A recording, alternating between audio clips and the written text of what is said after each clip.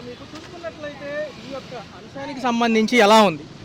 Public మొత్తం మాట్లాడేది సనాతన ధర్మం కాదంటారు కదా అది ఆయన చేసింది కరెక్ట్ అయితే ఆయన చేసిందే తప్పు. ఇంకెక్కడ మాట్లాడుతున్నాడు ఏదో మాట్లాడుతున్నాడు. చూసుకున్నట్లయితే ఆయన కూడా కౌంటర్ ఇస్తున్నారు. ఉప ముఖ్యమంత్రిగా ఉన్న స్టాలిన్, ఉదయనిధి స్టాలిన్ గారు. అవన్నీ ఏదో పబ్లిక్ పొలిటికల్ దానికోసం ఏదో చెప్పుకున్నారండి. అవన్నీ కానే కాదు అసలు. అది ఈరోజు ఢిల్లీ పర్యటనలో ముఖ్యమంత్రి గారు వెళ్ళబోతున్నారు. అమిత్ షాని మరియు మోడీని మరియు నిర్మలా సీతారామన్ గారిని రేపు మీట్ అవ్వబోతున్నారు అంటున్నారు. విశాఖ ఉక్కుకు సంబంధించి ఎలా ఉండబోతున్నారు? ఏంటిది? విశాఖ ఉక్కు పరిశ్రమకు సంబంధించి పోరాట పట్టిన అది ఆగదండి, అయిపోతుంది. ఉన్న మామూలుగా ఏంటంటే ఎలక్షన్ ఓట్ల కోసం చెప్పుకున్నారు వీళ్ళు. అది మామూలుగా ప్రైవేటైజ్ అయిపోద్ది. అది ఆగదు. వీళ్ళే ఇండైరెక్ట్గా సపోర్ట్ చేస్తారు. లేడీస్కి పరిరక్షణ లేదు. దిశ యాప్లు ఉన్నప్పటికీ వర్కౌట్ అవ్వలేదు. కానీ దిశ యాప్లు తెస్తే మంచిదని చెప్పి ఎమ్మెల్సీగా ఉన్న ఎవరైతే వడుగు లావణ్య గారు అంటున్నారు. ఎలా చూడాలి? దిశ యాప్ ఉన్నప్పుడు మర్డర్లో మానభంగాలు తక్కువైనాయి, ఇప్పుడు ఎక్కువైనాయి. అసలు మామూలు 100 రోజుల్లోనే 5 సంవత్సరాలు ఎన్నైనాయి, ఇప్పుడు ఎక్కువైనాయి అన్నీ. దాని గురించి ఎవరు మాట్లాడతలా. రఘురామకృష్ణరాజు గారు కొన్ని వ్యాఖ్యలు చేశారు. భూమన కరుణాకర్ రెడ్డి గారు కూడా కొన్ని వ్యాఖ్యలు చేశారు. పాత చైర్మన్ గారు ఇదే విషయానికి సంబంధించి నేను డిక్లరేషన్ ఇచ్చారని చెప్పి పవన్ కళ్యాణ్ గారు వారాహి సభలో చూపించారు. ఎలా వారాహి డిక్లరేషన్ ఇచ్చాడు ఆయన తప్పు చేసుకున్నాడు. వాళ్ళ అమ్మాయి గురించి ఈయన డిక్లరేషన్ ఇచ్చాడు, ఈయన ఇచ్చాడు. ఎందుకంటే ఈయన ఆల్రెడీ క్రిస్టియన్ మ్యారేజ్ చేశాడు కదా. పబ్లిక్ రేపొద్దున ఏమైనా అంటారు ఈయన చేయలేదు, ఈయన డిక్లరేషన్ ఇవ్వలేదు అంటారు కదా. మరి జగన్మోహన్ రెడ్డి ఇచ్చాడు, ఈయన ఇవ్వలేదు అంటారు కదా. అందువల్ల ఈయన ఇచ్చాడు. సుప్రీంకోర్టు ధర్మాసనం ఏదైతే కమిటీ వేసిందో విచారణ కోసం చూసుకున్నట్లయితే జగన్కి కొంత వెసులుబాటు కలిగింది, కొంత పాజిటివ్నెస్ వచ్చింది ఈ విషయంలో అంటున్నారు. రెండో చూసుకున్నట్లయితే ఆయన క్యాడర్ను కాపాడుకోవడానికి నియోజకవర్గ వారి మీటింగ్లు పెట్టుకుంటున్నారు. లడ్డు విషయంలో జగన్ సంబంధం ఎలా ఉంటుంది? ఏమన్నా మీరు వచ్చారు, ఇప్పుడు మీతో మాట్లాడాను, అయిపోయింది. ఇంకో ఆయన వచ్చాడు, ఆయనతో మాట్లాడినప్పుడు యాక్సిడెంట్ జరిగింది. ఎవరు దాని బాధ్యులు? అప్పుడు మీరా ఆయన మీరే? ఇప్పుడు ఏ టైంలో జరిగిందో వాళ్ళదే. వెనకాల జరిగిందంటే ప్రూఫ్ లేదు కదండి. ఇప్పుడు జగన్ విషయంలో లడ్డూల్లో జరిగిందంటే ఆడేమన్నారు, సుప్రీంకోర్టు ఏమన్నాడు, అసలు ప్రూఫ్ ఏది అన్నాడు. ఇది ఎందరి దగ్గర నువ్వు ల్యాబ్ టెస్టులు చేయించామన్నాడు. లడ్డూలో జరిగిందా? చచ్చిపోయారు జనం, చావలేదు కదా. ఏదో పొలిటికల్ అలా జనాలని మభ్య పెట్టడానికి, టర్న్ చేయడానికి, ఒక లైన్లో తీసుకెళ్ళడానికి. ఈ లైన్లో వెళ్తారనుకోండి, అరే యాక్సిడెంట్ జరిగింది, ఆగిపోతారు జనం అంతా. జనం అంతా వెళ్తున్నారు, యాక్సిడెంట్ జరిగింది ఇక్కడ, ఆగిపోతారు జనం. అలా జరిగింది, అలా చేస్తారు. మరో అంశం చూసుకున్నట్లయితే ఒకవేళ వాలంటీర్ పునరుద్ధరణ వైపు కృషి చేస్తున్నామని మొన్న మచిలీపట్నం సభలో చెప్పారు.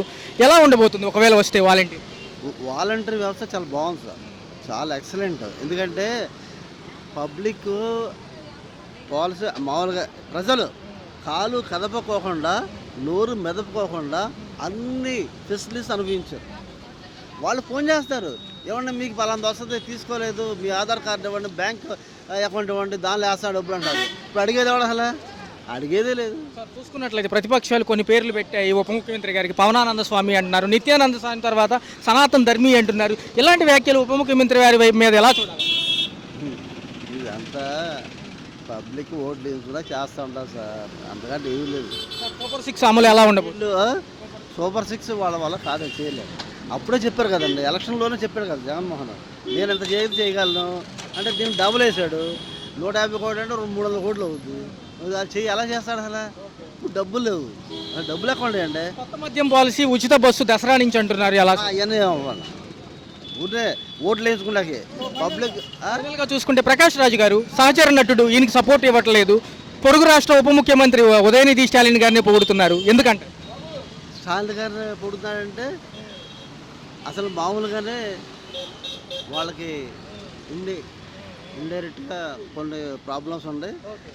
ఈయనకాడే అసలు ప్రకాష్ రాజు అన్నది కూడా తప్పేం లేదు సార్, జాగ్రత్తగా మాట్లాడండి అది అన్నాడు అంతే.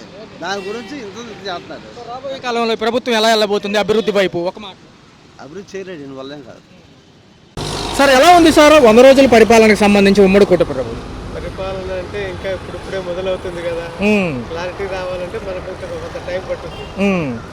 సార్ చూసుకున్నట్లయితే ఏదైతే లడ్డూ విషయానికి సంబంధించి సుప్రీంకోర్టు నిన్న ఒక కమిటీ వేస్తానంటుంది. ఏదైతే సిబిఐ సిఐడి ఆధ్వర్యంలో చూసుకున్నప్పటికీ రాష్ట్రంలో ఒక పోలీస్ అధికారులు కూడా ఉంటారు అంటున్నారు. ఎలా ఉంటుంది సార్, పారదర్శకంగా జరుగుతుంది అంటారా? జరిగే అవకాశం ఉంటుంది.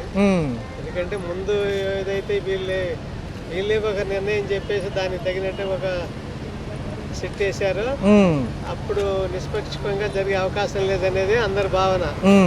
కాకపోతే అందువల్లే సుప్రీంకోర్టు కూడా ముందే మీరు అందరు మనోభావాలను కించపరిచే విధంగా మాట్లాడారు, అది కరెక్ట్ కాదు అది చెప్పడం కూడా జరిగింది. సార్ చూసుకున్నట్లయితే కొత్త ప్రభుత్వాలు వచ్చాయి, నిత్యావసర సరుకుల ధరలు బాగా పెరిగాయి అంటున్నారు. ఎలా అనిపిస్తుంది? ఏ ప్రభుత్వం అయినా అది జరిగే విషయం జరుగుతుంటది. ఎందుకంటే సరుకు వచ్చే దాన్ని బట్టి, పంట పండే దాన్ని బట్టి, ఇక్కడ వినియోగాన్ని బట్టి జరుగుతుంటది. అయితే కాకపోతే కాస్త ప్రభుత్వం నిఘా కూడా ఉండి నియంత్రించాల్సిన అవసరం ఉంది. సార్ కేంద్ర ప్రభుత్వం సహాయం ఎలా ఉండబోతుంది? మొన్న నష్టపరిహారానికి సంబంధించి కూడా కంటి తుడుపు చర్యలుగా అందించారని చాలా మంది అంటున్నారు. సహజమే, అది ఏ ప్రభుత్వం ఉన్నా కానీ గతంలో ఎప్పుడైనా ఏ వరదలు వచ్చినా కేంద్రం నుంచి ఏంటంటే వీళ్ళు అనుకున్నంతగా రాదు. ఏదో వాళ్ళ పద్ధతి ప్రకారం వాళ్ళు చేశారు. అంటే ఇది 14 రాష్ట్రాలకు 6,000 కోట్లు. అవును, మహారాష్ట్రకి ఎక్కువ వచ్చింది అంటున్నారు. ఇందులో కూడా కోట్లు ఇచ్చారు. దాంట్లో మహారాష్ట్రకే 15,100 కోట్లు ఇచ్చారు. మన రాష్ట్రానికి కూడా 10,000 కోట్ల చిల్లర ఇచ్చేస్తారు. అవును. సో ఎలా అనిపిస్తుంది సార్ ఇది? వల్ల అది తగినంత అనేది ఏది ఎవరిని సంతృప్తిపరచడం అనేది సాధ్యపడుతుంది. Okay sir, okay. సో ఉప ముఖ్యమంత్రి గారు విషయానికి వస్తే ఆయన లడ్డూ విషయంలో కొంచెం సనాతన ధర్మం విషయంలో ఉంటున్నారు. ఏదైతే తిరుపతిలో సభ పెట్టి చెప్పారు, డిక్లరేషన్ కూడా ఇచ్చారు నా కూతురు విషయంలో అంటారు. ఎలా ఉంది సార్ అది? ఏముంది అది ఏంటంటే అసలు ఒక క్లారిటీ లేకుండా ఉంది ఆ విషయం. ఏంటంటే అలాంటి వాటికంటే కూడా ముందు ప్రజలకి మనం ఏం చెప్పామా, ఏం చేయాలా, ప్రజల పరిస్థితి ఎలాగుందా అనే దానికి ప్రాధాన్యత ఇవ్వాలి. అంతేగాని ఈ ఆధారం అని చెప్పేసి ప్రజలను డైవర్ట్ చేయడం తప్ప దాని వల్ల ఉపయోగం లేదు. సో రాహుల్ గాంధీ గారికి, ఉదయనిధి స్టాలిన్ గారికి కూడా వార్నింగ్ ఇచ్చారు ఇదే అంశంలో. ఎలా చూడాలి సార్ అది? ఈ రోజు ఏం చెప్తారో వాళ్ళు రేపు ఏం చెప్తారు, ఒక ఖచ్చితమైన ఒక క్లారిటీ ఉండదు, ఒక దానికి కట్టుబడి ఉండే స్వభావం కాదు. అందువల్ల అది దాని గురించి మనం పెద్దగా సీరియస్ తీసుకోవాల్సిన అవసరం లేదు. ప్రతిపక్షాల నుంచి భూమన్ కరుణాకర్ రెడ్డి గారు ఇంతకుముందు చైర్మన్ గా ఉన్నారు, ఆయన కొన్ని వ్యాఖ్యలు చేశారు.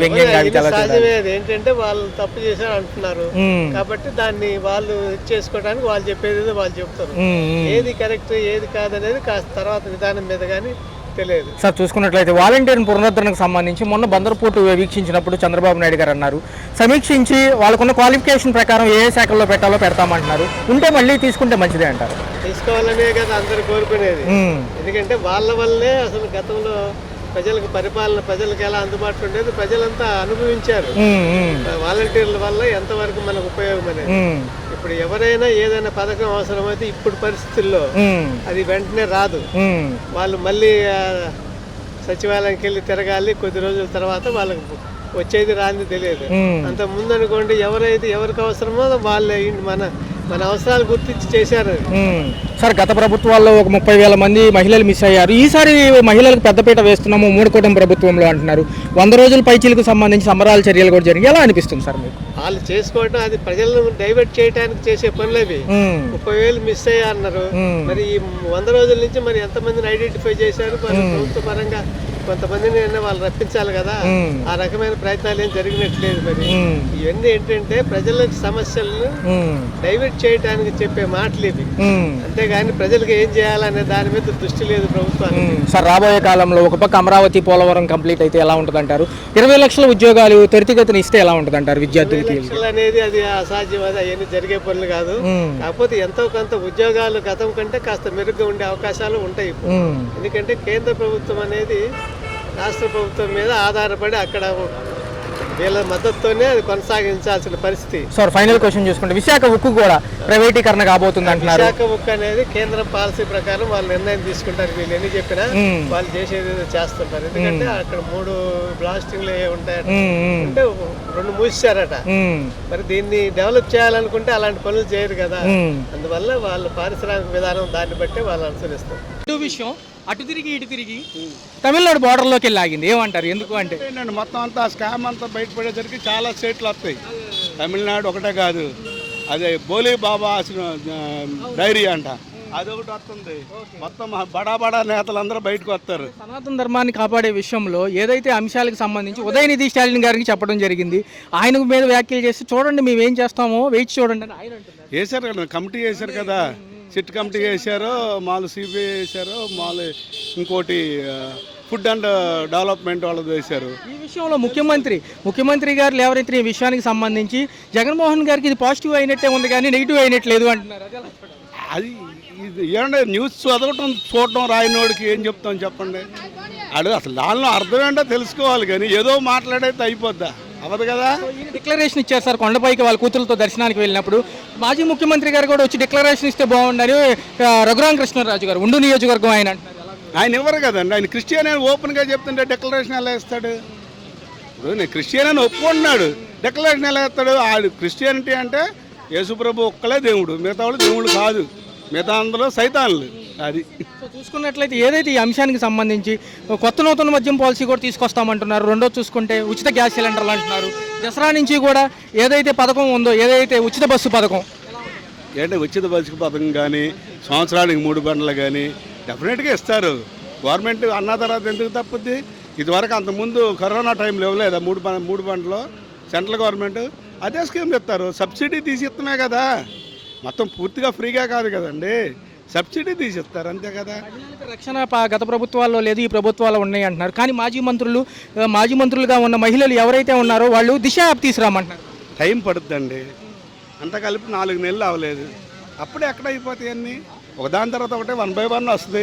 మనం వాలంటీర్లు పునరుద్ధరణ ఎలా ఏండి, వాలంటీర్లు మళ్ళీ తీసుకుని 10,000 ఇస్తామండి. వాలంటీర్ని అది అప్పుడే చెప్పలేమండి, చెప్పలేము. నిజంగా ఇప్పుడు ఊరికి 11 మంది 12 మంది వాలంటీర్లు అవసరంలా, దానికి సరిపడా ప్రాతినిధ్యం 400, 200, 300 ఒక స్లాబ్ పెట్టి తీసుకోవాలి.